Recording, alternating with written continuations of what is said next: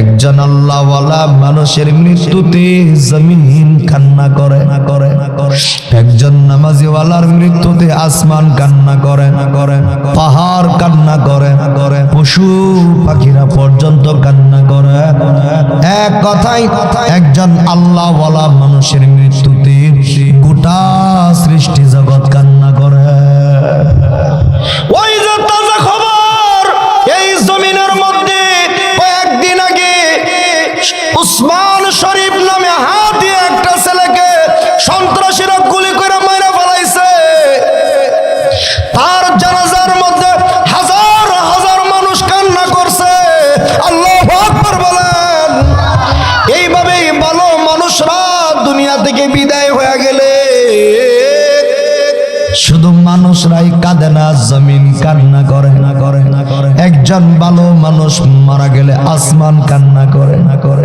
একজন ভালো মানুষ মারা গেলে মসজিদে সাজদা দিয়েছিল যে জায়গাতে, ওই জায়গা পর্যন্ত আল্লাহর কাছে কান্না করিয়া করিয়া কয় কয় ও মালিক, এমন একজন ব্যক্তিকে দুনিয়া থেকে উঠাইয়া নিয়ে গেছো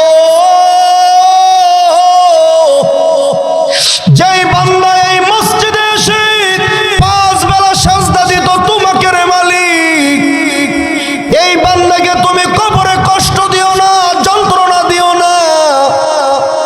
মসজিদের সাজদার জায়গা পর্যন্ত একজন নামাজিওয়ালা বান্দার জন্য আল্লাহর কাছে মাগফিরাত কামনা করে।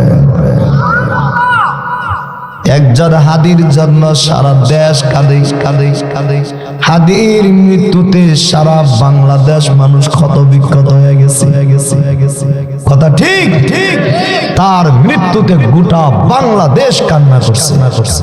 লক্ষ লক্ষ মানুষ তার জানাজায় অংশগ্রহণ করছে। কারণ কি? কারণ একজন বালা মানুষ মারা গেছে। আল্লাহ তাআলা বলেন বলেন বলেন ফাকা আন্নামা কাতালান নাসা জামিয়া। একজন ভালো মানুষকে যদি কোনো ব্যক্তি বিনা কারণে হত্যা করে ফেলি, এই একজন মানুষকে হত্যা করে নাই, সে যেন গোটা জাতিকে হত্যা করে ফেলছে। গোটা জাতিকে হত্যা করছে। মান কাতালা নাফসান বিগাইরি নাফসিন, যে ব্যক্তি কোনো নফসকে কোনো মানুষকে বিনা কারণে হত্যা করে, আল্লাহ বলেন সে যেন গোটা জাতিকে হত্যা করছে। একজন হাদিকে হত্যা করছে মানে গোটা জাতিকে হত্যা করছে। কথা ঠিক কিনা বলেন? এই জন্য মুসলমান বাবারাম কতই না সুখ, কতই না সুনসিব তার, যার জন্য হাজার হাজার মানুষ কাঁদে। এমন মৃত্যুই তো একজন মুমিন মুসলমানের হওয়া উচিত, যার মৃত্যুতে পুরা এলাকা কান্না করে না করে না করে, যার মৃত্যুতে পুরা এলাকাবাসী ক্ষত বিক্ষত হয়ে যায়। এমন মৃত্যু আল্লাহ আমাদের সবাইকে দান করেন, বলেন আমিন। এই